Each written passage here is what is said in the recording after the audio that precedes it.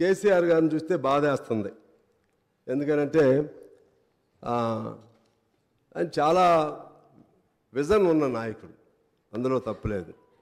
ఏదైనా సరే తలుచుకుంటే చేయగలుగుతాడు, వద్దనుకుంటే చేయకుండా కూడా ఉండగలుగుతాడు.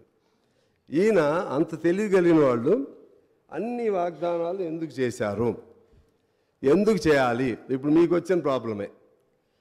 మరి మా అక్బర్ గారు, I don't think that whether you have asked during the rule of the KCR when he promised about several things, like just like 3 acres for every Dalit family, 3 acres for every Girijan family, and 2 bedrooms for everyone, one employee from every household.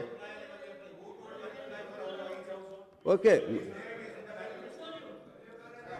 గౌరవ సభ్యులు సాంబశివరావు గారు. Okay, మాట్లాడండి, పర్లేదు మాట్లాడండి. కాంగ్రెస్ పార్టీకి మిత్రపక్షం అయితే సంతోషం, కాంగ్రెస్ పార్టీకి అనుకూలంగా మీరు మాట్లాడండి, మేము కాదనన్నాము. ఎందుకంటే మీరు కలిసే పోటీ చేసినట్టు తప్పులేదు. కానీ ప్రతి ఇంటికి ఉద్యోగం ఇస్తామని ఎక్కడన్నా చెప్పినాము? మా మేనిఫెస్టోలో ఉందా? నేను ఐ ఛాలెంజ్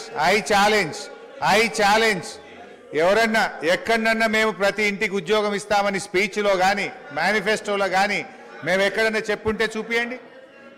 నేను I'm ready for the challenge. కానీ ఎందుకంటే అంటే అనవసరంగా ఇట్లా స్వీపింగ్ రిమార్క్స్ గతంలోనే ఎన్నికల టైంలో ఇదే కాంగ్రెస్ పార్టీ నాయకులు బయట చేసినారంటే సరే బయట చేసినారు, రాజకీయాల కోసం మాట్లాడి ఉండొచ్చు. కానీ సభలో మీరు అట్లా గౌరవనీయులైనటువంటి అనుభవజ్ఞులైనటువంటి సాంబశివరావు గారు మాట్లాడడం కరెక్ట్ కాదు. మీరు గవర్నర్ ప్రసంగం మీద మాట్లాడండి, కానీ అక్బరుద్దీన్ ఓవైసీ గారిని ప్రశ్నించడం, ఇంకొకరిని ప్రశ్నించడం సరి అయింది కూడా కాదు. You please speak on the governor speech. అంతే తప్ప మీరు ఇంకొకరిని ప్రశ్నించడము, స్వీపింగ్ రిమార్క్స్ చేయడము, మేము చెప్పని దాన్ని చెప్పినట్టుగా మాట్లాడడం అనేటువంటిది మీ వయసుకు మీ అనుభవానికి తగింది కాదు.